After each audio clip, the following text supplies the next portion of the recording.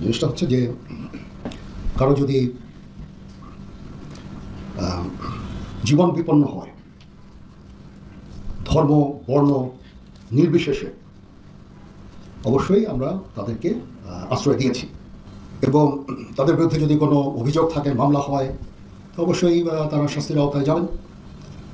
কিন্তু অবশ্যই আমরা চাইব না যে এক্সট্রা জুডিশিয়াল কোনো অ্যাকশন তাদের উপর হোক, বিচার বহির্ভূত কোনো কাজ হোক তাদের উপরে, হামলা হোক বা তাদের জীবনে যে হুমকি যেটা আছে সেটা থাকলে আমরা তাদেরকে আশ্রয় দিয়েছি। যেই হোক, যেই দলেরই হোক, যেই মতেরই হোক, যেই ধর্মের হোক, সেটা আমরা করব।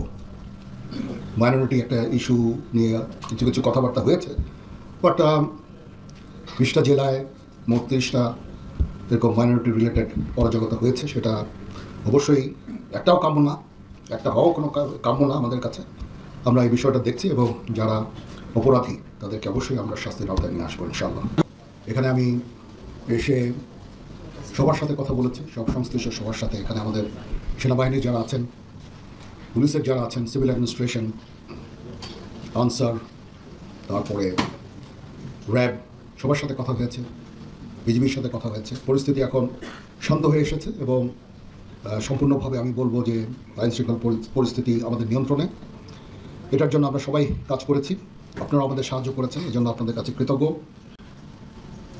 পুলিশ কিছু ট্রমার মধ্যে আছে, এই ট্রমাটা কাটিয়ে উঠলে পুলিশ তাদের দায়িত্ব সঠিকভাবে আবার পালন করতে পারবে। পুলিশ বিভিন্ন থানায় অলরেডি কাজ শুরু করেছে, যেটা একটা ভালো জিনিস। আমরা পুলিশকে প্রোটেকশন দিয়ে যাচ্ছি। তারা সম্পূর্ণভাবে যখন কাজ কর্ম শুরু করে দিবে, যখন পরিস্থিতি আরও স্বাভাবিক হয়ে আসবে, তখন আমরা ইনশাআল্লাহ সেনানিবাসে ফেরত যাব। তো সেই পর্যন্ত আমরা থাকবো, আমরা সবার সাথে থাকবো, আপনাদের সবার সাথে থাকবো এবং একসাথে আমরা কাজ করে যাব এবং আমরা একটা সুন্দর ভবিষ্যতের দিকে সবাই আমরা যেতে চাই। একটা সুন্দর একটা পরিবেশ সৃষ্টি হয়েছে, এই দেশকে আমরা এগিয়ে নিয়ে যেতে পারবো।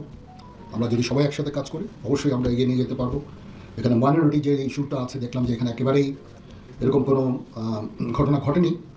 এখানে এই 8টা জেলায় এটা একটা অত্যন্ত ভালো দিক এবং এই যে এখন সুন্দর একটা পরিবেশ বজায় আছে, এটা বজায় রাখতে হবে এবং আমরা সবাই মিলে কাজ করব এবং